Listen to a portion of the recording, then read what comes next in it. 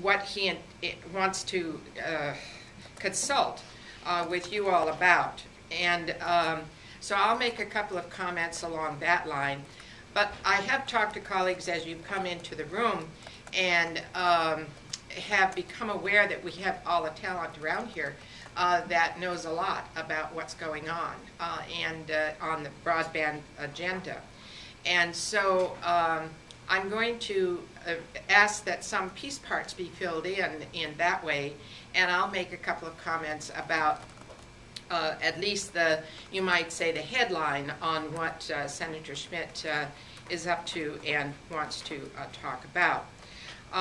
First of all, on Senator Schmidt's list and a bill co-sponsored with Representative Johnson and Mason, has to do with the creation of the, working from the Broadband Task Force report and the creation of the new broadband office, I'll just say for short. And that's one of the items that I hope we can have just a couple of minutes of, a few minutes anyway, of open discussion about. No, I expect many of you or most of you have read that bill already and have some opinion and views about it. A second, and in specific, wanted to talk about the direction the office should take, and then some comments on the Dig 1 policy aspects of that, which, while there's been a good deal of discussion and there's a good deal of support, is not an entirely closed issue either. Then another aspect of his interest in the Office of Broadband Development is the location of that activity, where it ought to be and which home might it flourish the best and do the best job for public purposes, and especially how it might do the best job for linkage to economic development. That's a particular emphasis that that Senator Schmidt has in his viewpoint, and so that he feels there is a discussion to be had about the location of that activity. And there is as well, he thinks, something to be said from, and he hopes some of you might have some viewpoints on it, on the fiber database. That's, of course, another way of knowing what the landscape looks like. And Eric, I think you've had some conversations with Senator Schmidt about that, and he was thought your views were very helpful. And then he's interested in an approach on assisting the development of rural broadband, how that might more particularly be strengthened. And in that regard, he has a couple of a bill coming forward. I think it's already been introduced. Just myself saw it for the first time today, in which there is a provision for more flexibility in local bonding authority for broadband infrastructure, broadband systems that provide all three services, if you want possibly four, move to. In any case, more flexibility in local bonding authority, and then linked to that a provision that contemplates a role for a state bond guarantee for approved local bond terms in the linked bonding authority. So that undoubtedly will generate a fair amount of discussion, and that's something that he really needs to and wants to hear from people about, and so that was on his agenda as well. And the last item that is on his agenda that he will speak to more fully deals with investments in wireless, and again with a focus on rural wireless. In fact, this bonding and wireless, these provisions are focused on rural development. In any case, investments in wireless and what would be and the question that I think he wants to bring forward for public discussion, and assuming we can reconvene for a full discussion with him, the question he wants to bring, he'd like you to consider, is what might be the best use for a small fund that might support rural wireless improvement. By small, as I understand it, the discussion is something in the $2 to $3 million range. So that's on the agenda as well. So from Senator Schmidt's point of view, there's a number of elements to take up. Let me backtrack now to the first point on this, and that's the Broadband, Office of Broadband Development. Some of you sitting around the room are on the task force. Do we have any Broadband task force members here today? I'm not sure. No? Okay. So not the case. In any event, you're well familiar with the reports, I'm sure, and that proposal. I'm wondering if there's anything you would like to offer. Is there a sense that this is a right good step? Is there a sense of, oh, I don't know, skepticism that it won't matter or make very much difference, and it's a kind of a nod in a direction without much effort and impact behind it? I'm not sure what and of course it hasn't happened, so you're being asked a question about something that may be. But how might it be made effective? Are some of the questions, and especially if any of you have thoughts on where its home should be from the point of view of best effectiveness of the job that has been outlined. And again, I'm taking for granted this is a pretty knowledgeable audience, so I'm not prepared to run through I have it, but I'm not going to run through the details of what's proposed.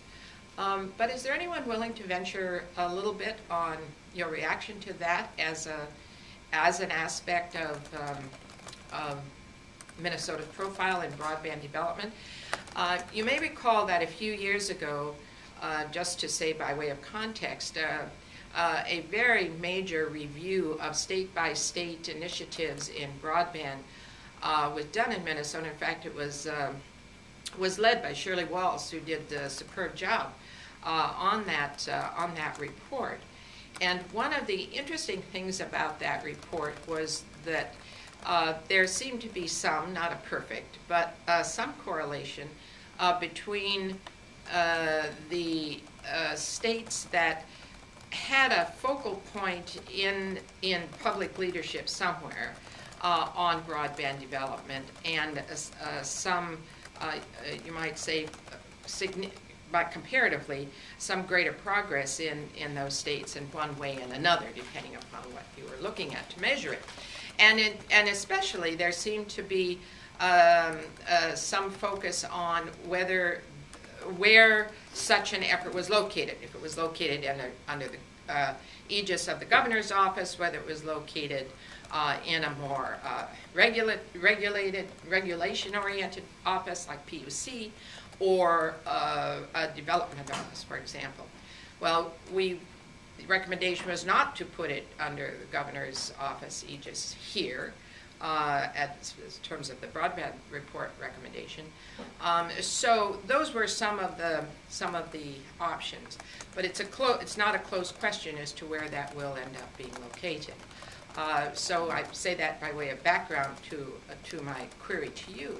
Are there any thoughts about the office and where it might usefully do any kind of work?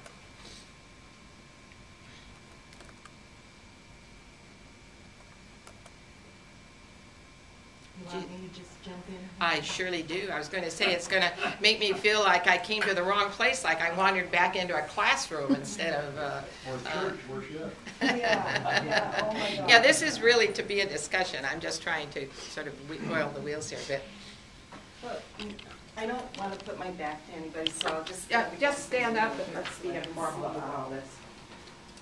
The bill's number is $12.55 in the House, and the chief author is Sheldon Johnson, who's been carrying most of the heavy lifting on broadband issues this year in the House side. So we talked to Sheldon today, we being me and Michael Connor, and most of you in the room know who Mike is. And we've been calling ourselves the Broadband Alliance, and Rick is also a member of the Broadband Alliance, and sometimes Brent Christensen, depending on what we're seeing, is a member of the Broadband Alliance. So we're just a bunch of activists who have a background, and we're also very proud of what we did in 2009. And so we're very much in favor of making the Broadband Development Office a more legitimate thing. Thing to remember is that an executive order in August 2011 created the Broadband Development Office. It's a very good idea. Also created a sub-cabinet. Also a good idea. Put exactly the right person in it, which was Diane Wells. And then nothing happened. Nothing was allowed to happen. It just, it ran out of steam. So this effort in 1255 is to juice that back up again. Give it authority, a little autonomy, a little extra support out of the governor's office and the legislature so that some of these things can move forward.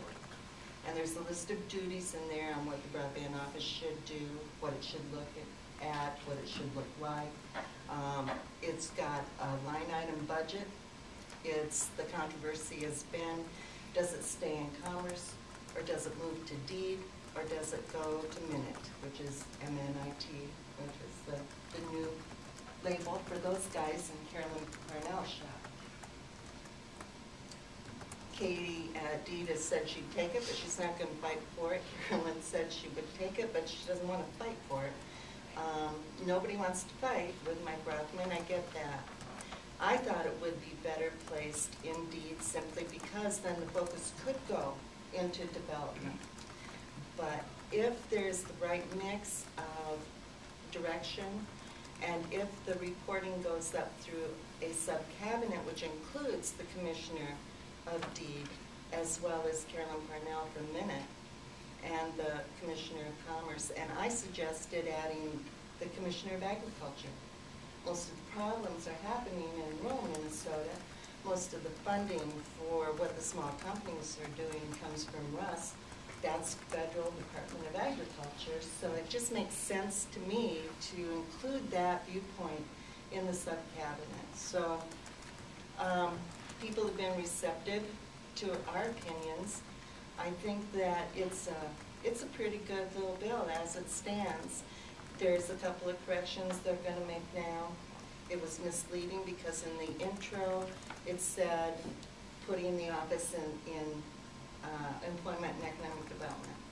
And then it called for changes in section 116J, which is deed section of what it will do and how it's funded. So that led people to believe, okay, there's been a drafting error here somewhere. And apparently right now they have the revisor taking the references to deed out and putting commerce back in. So that's where their mind is now. We talked to the governor's office this morning too, and indicated that we'd really like the Broadband Development Office to jump on the things, the recommendations that came out of that 2009 report. They're still all valid, and most of the duties align pretty well with those recommendations as they stand now in 1255. So, I don't know, I think it's a pretty good bill. Could use a little tweaking. It'll get a hearing next week, so it makes deadline. And I'm sure that Sheldon would welcome any comments. He reads his own email, so don't be shy about shooting it to him. It'll go through the House before the Senate. And that's all I know. I'd just like to add to your point about the Ag Commissioner as part of the discussion. Not every Ag Commissioner has been as interested as this Ag Commissioner is in broadband and the role it plays. I suppose I'm unusually sensitive to this question because for a national conference in about a month, I'm involved in a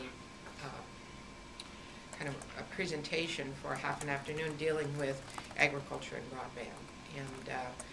And so I've been immersed. I mean, believe it, you know, precision agriculture is big. although it's not all of agriculture to be true. Anyway, this commissioner is certainly involved. Any follow-on comments from any of this? Yeah. My reaction to it is the question that says, and what funding does this office have?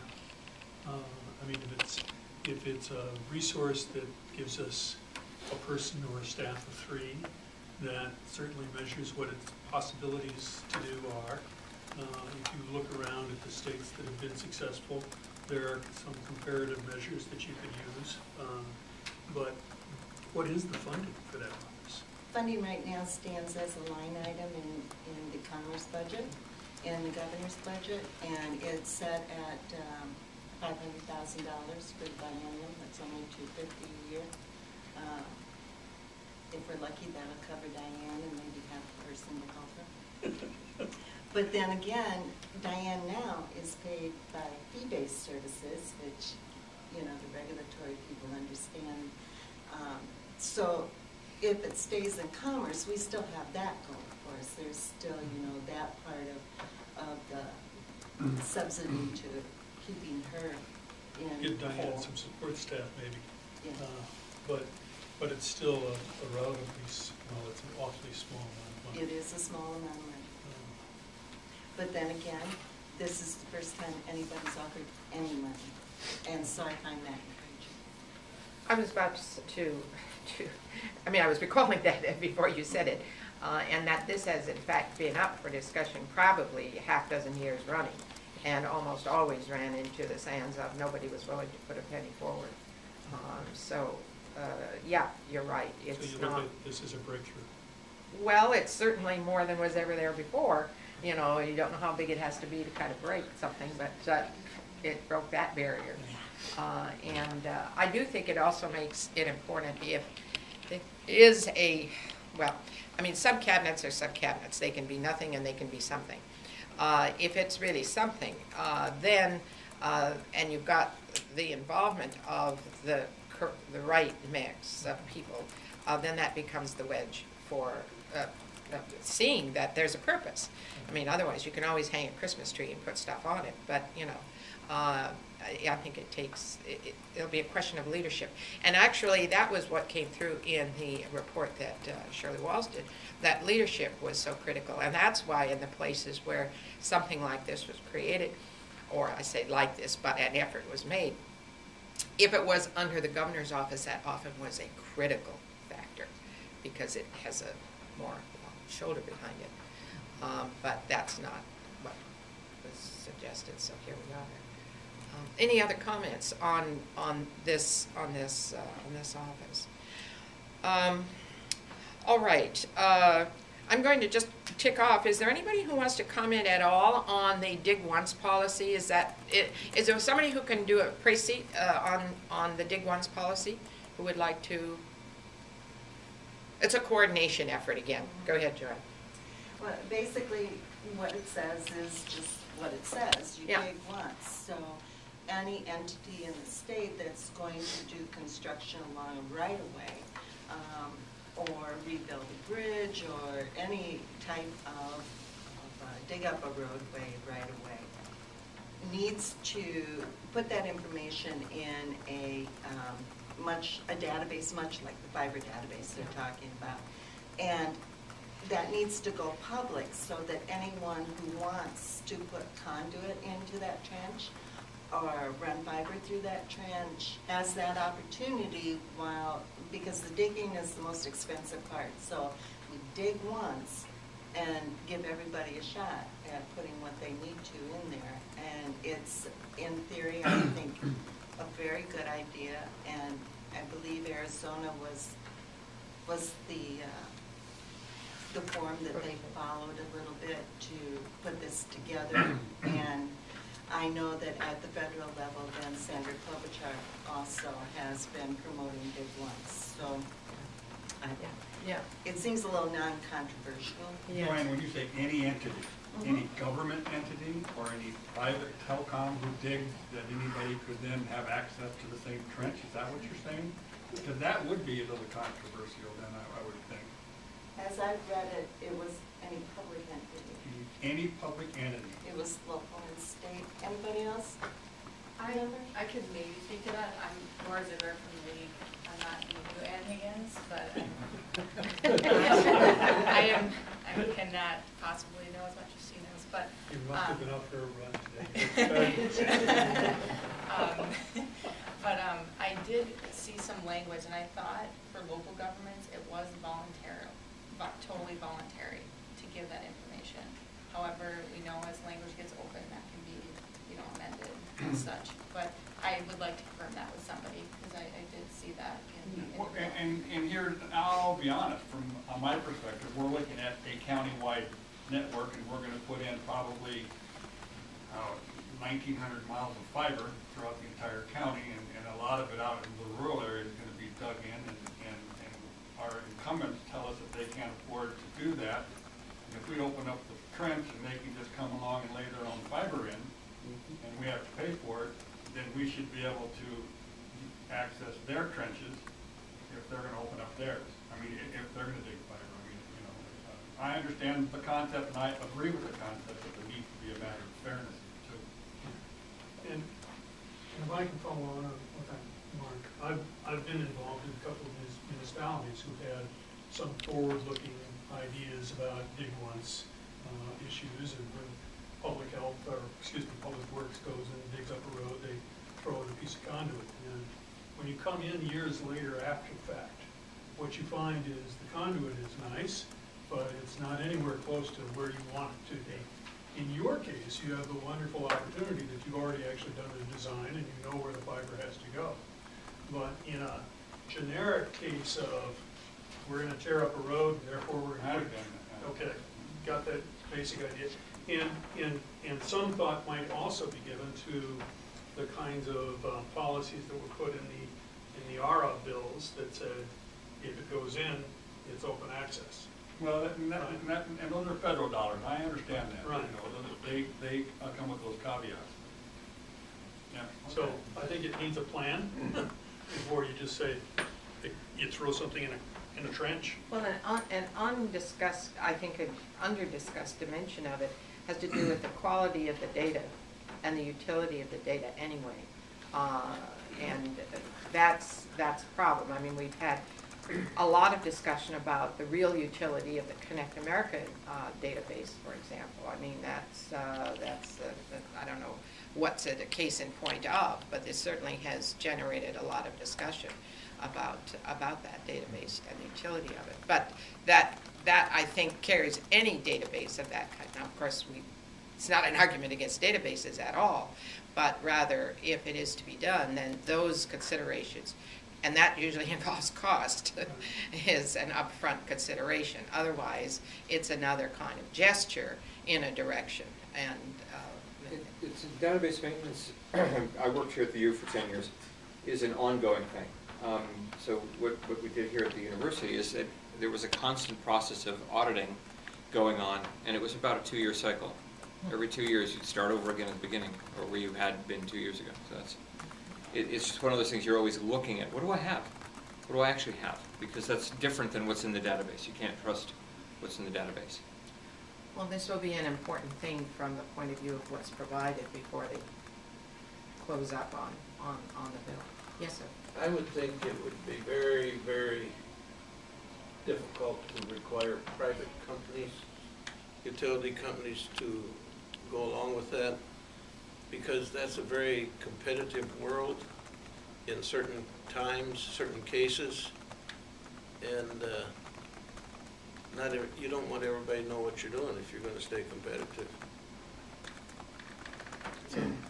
No, I mean, this goes right back to the Yeah. point that was raised. I agree with that. Yeah.